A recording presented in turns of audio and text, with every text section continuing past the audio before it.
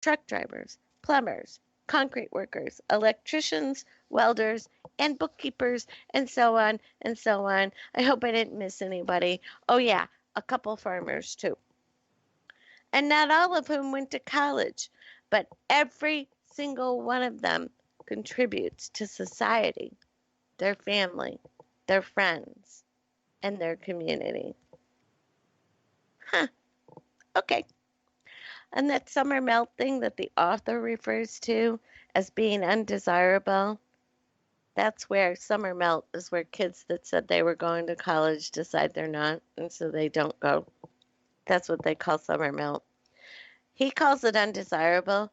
Perhaps that's actually the process of truing up actual skills and desires versus exorbitant debt, while away from the pressure of the high school counselor or the pressure cooker of school, high school, and other influences. Maybe those students had a heart to heart with their parents or their grandparents or themselves, and they determined that a different or better path existed, so they chose to pursue that. And how many students are ill prepared for college, so they forego the difficulties of class, homework, and lab work to attend parties and recreational activities? How many students repeat their freshman year or parts thereof? Even the prepared ones are often left feeling stranded without the constant parental reminders that they so resented in high school. For example, establishing a study routine is no easy task when the temptation of socialization is looming 24 hours a day and 7 days a week. So I kind of get to the point where we might want to ask ourselves, wouldn't we be better parents and mentors if we unbiasedly assessed whether our students want and need college, or if an alternate junior college technical program, apprenticeship, or entrepreneurial route is better on a case by case basis? How long are we going to step to the societal norm and shoehorn ourselves or our children into roles they are ill suited to fulfill? And doing so, reassessing could potentially save us 4 or 5 years of dangerous on campus partying and tens of thousands of dollars that could conceivably be put to use elsewhere or at a later date, even. It would also alleviate the self deprecation of feeling like you didn't perform because you didn't conform and you did not attend college. Everybody, do what you're good at, do it well, do it with joy, and you'll have a good life. On the flip side, those who are set to pursue professional titles with clear cut goals, pathways, and educational requirements should prepare carefully from a young age for the expenses of college. If you know from the time you're 10 that you're going to be a CPA, then you need to prepare. I knew from a young age, I'm going to college. I prepared, and I was very fortunate. I got to go on a full academic scholarship. Those are very, very, very, very rare. I don't know how I managed that. Oh, yeah, I had help. Yes. Thank you to the people who helped. But since 1971, college costs have nearly tripled. Have your wages tripled? Probably not. Most people's have not. In 2018, a year of college at a public school cost $21,500. That's a tidy sum. So a 4-year degree is currently pushing just past $80,000. That's a lot of money. And I hope that you're on track to a good career to cover that investment. So here's how I'm going to suggest some things to help you save for college. Because, of course, when our kids are born, we hope that they'll go to college. And then as they get older, we start to realize they have individual needs and preferences and skills and skill sets. So let's talk about what you do. From the very beginning, you start preparing. When your child is wee little, like 3 or 4 weeks old, you can forego the excess clothes because they outgrow them before they come back from the laundry, and toys, and especially electronics, and start a good, strong savings program instead. One that is flexible in the event that your child is a budding Bill Gates and drops out of college and starts the next billionaire's dream right in your own garage. You'll want a savings methodology that is not tied to a specific state school or to a school at all.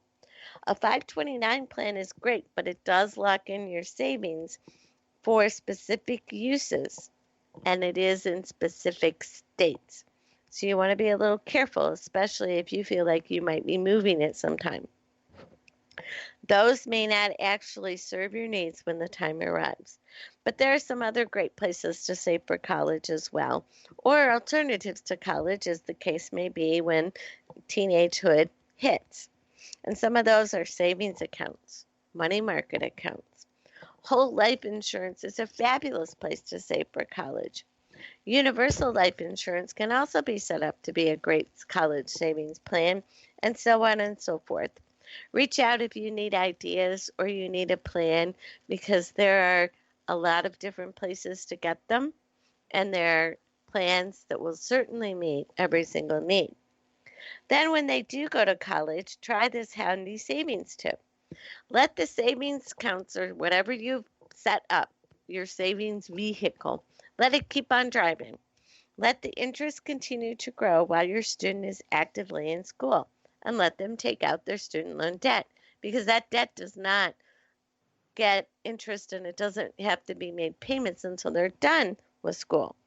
So earn as much interest on your savings as you can, and bank all the money that they got for high school graduation gifts and all that good stuff, within reason, as much as you can.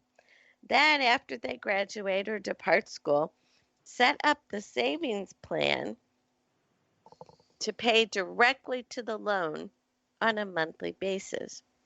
This will build your young adults good credit, because their student loan debt will always be paid on time. And yes, that does report to the credit reporting. So if you think it's only student loan debt and no one will know if you paid or not, think again. I see it on credit reports all the time. So paying the student loan out of the savings that you built up over your student's lifetime helps them in many, many ways. It keeps the loan paid on time, keeps it up to date, it helps them build up a good credit score, and above all, it helps them begin life's journey without a lot of debt that they don't know how to handle, and it will stress them out. And in turn, it will stress you out too. So this is one way that you can really help. And of course, by the time they graduate, it's my personal hope and dream that you will have already taught them the right way to manage money. And at some point, you will have gifted them with an enrollment into the Forget You program, so that they will learn from the get-go how to manage their money. So with all due respect to Forbes and your article writer, I think you only looked at half of the picture. Not everybody wants to go to college. Not everybody is suited to go to college. Not everybody dreams of being a doctor, a lawyer, an engineer, or a CPA. Some people don't hold those same dreams. And some people have talents that are so far and away above what they that all the other people have. Maybe they don't need college. Maybe they need a special interest school. So that $80,000 plus to graduate from the new high school is going to be beyond the reach of some people. And it's going to be beyond the need of other people. So for every single person, let's go the route of what's in the student's best interest rather than what's in the college's best interest. But I would like to know what you think. Send me an email and let me know your thoughts. I'd love to hear about it. And I love hearing from my listeners. It's rcmoneycoach@gmail.com. And of course, you can always visit the website, rcmoneycoach.com. And there's a little button there too that says contact us.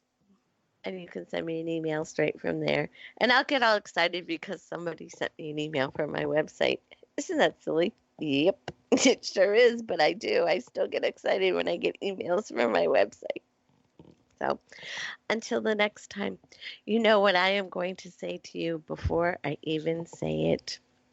Be grateful, and you will attract good things. Until next time, I'm Rhonda Cobb, the Money Coach. Take good care.